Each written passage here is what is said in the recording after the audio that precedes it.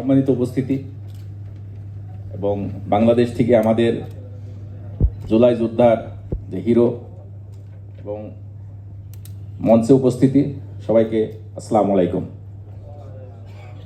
আমি আসলে একটা বিষয় নিয়ে কথা বলার জন্য এখানে আসলাম, সেটা হচ্ছে যে 5 আগস্টের আগে আমার একটা ছেলে আছে, আমার ছেলের নাম সাইম হাসান। তো আমার ছেলে ঢাকার কমার্স কলেজের স্টুডেন্ট। তো আমরা মালয়েশিয়ার প্রবাসী, তো ছেলে আমাদের কাছে অনেক প্রিয় একটা জিনিস, ফ্যামিলি। কারণ আমাদের ফ্যামিলি আমাদের কাছ থেকে অনেক দূরে থাকে।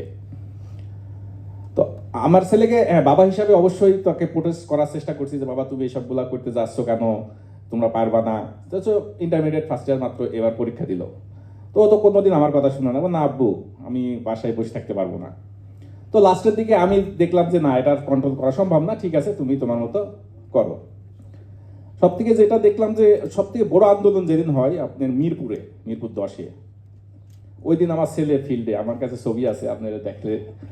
তো তারপরেও মানে মন তো সবসময়, এর ভিতর নেটে যোগাযোগ করতে পারতাম না। তো সব মিলে আলহামদুলিল্লাহ যে আমরা জিতেছি, আমরা জয় ছিনিয়ে এনেছি। এবং এটা আসলে নাইট ভাই এবং আমাদের জুলাই আগস্টে যারা নেতৃত্ব দিছে তাদের বলিষ্ঠ নেতৃত্বের কারণে আমরা এই জয়কে দেখতে পারছি। একটু আগে যে ছেলেটা একটা কথা বলে গেল যে হ্যাঁ আমরা জয় নিয়ে আসছি, আমরা তো বিপ্লব করেছি।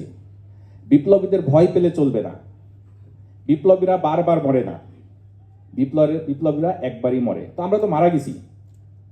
আজকে নাইট ভাই মারা গেছে, নাইট ভাই যে আমাদের মাঝে আসবে এই ধরনের কোনো আশা আমাদের কাছে ছিল না। ওনাকে যখন পুলিশে নিয়ে টর্চার করে তার যে উড়াতে যে অবস্থা ছিল, যদি 5 আগস্ট বিপ্লব না ঘটতো আজকে যে সুশীল বা যে লোক কথা বলতেছে তারাই এই নাহিদের ফাঁসির দড়ির জন্য মঞ্চ রেডি করতো। সো আমি একটা অনুরোধ করব, বিপ্লবী ভাষায় কথা বলতে হবে। আমরা এই দেশকে একটা ফ্যাসিবাদীর হাত থেকে রক্ষা করছি, আর একটা ফ্যাসিবাদীর হাতে দেওয়ার জন্য না।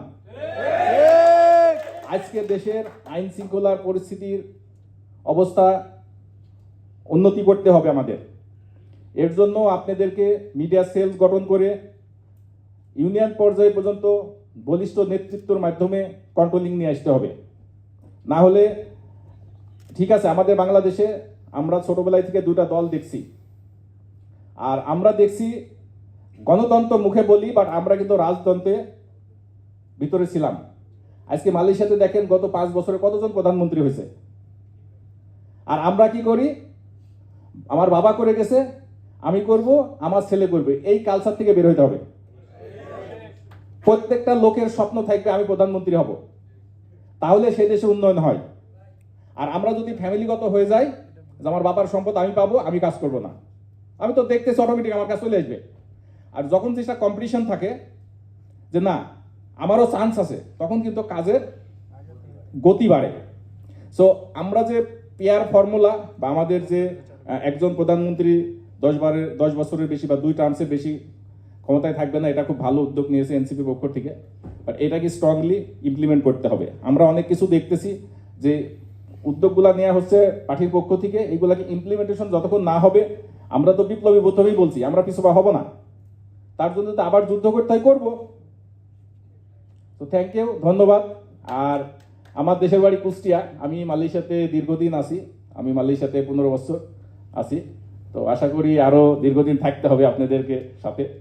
তো ধন্যবাদ নাইট ভাই, আপনাকে আন্তরিক ধন্যবাদ যে আপনাকে দেখতে পাই আসলে নিজেকে অনেক ইয়ে লাগতেছে যে হঠাৎ করে আমরা ওই দিন দেখেন আন্তরিকতাটা হইলে আল্লাহর একটা, আপনি যদি আল্লাহর কাছে কোনো জিনিস চান আল্লাহ তাআলা কিন্তু ওইটা আপনাকে দিবে। এটা আমি নিজে বাস্তব পরীক্ষায়।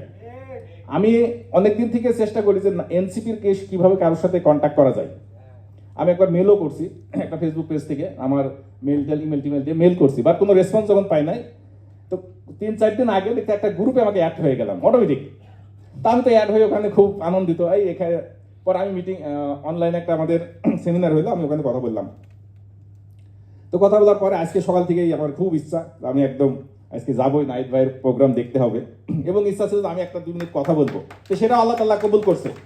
তো আপনি যদি সৎ নিয়াতে কোনো জিনিস চাইতে থাকেন, today and tomorrow you will get, confirm ইনশাআল্লাহ। সো আমরা এনসিপির সাথে আছি। ইনকিলাব জিন্দাবাদ। ইনকিলাব জিন্দাবাদ। ধন্যবাদ। অসংখ্য ধন্যবাদ আমাদের রইস আলী ভাইকে, তার চমৎকার বক্তব্য।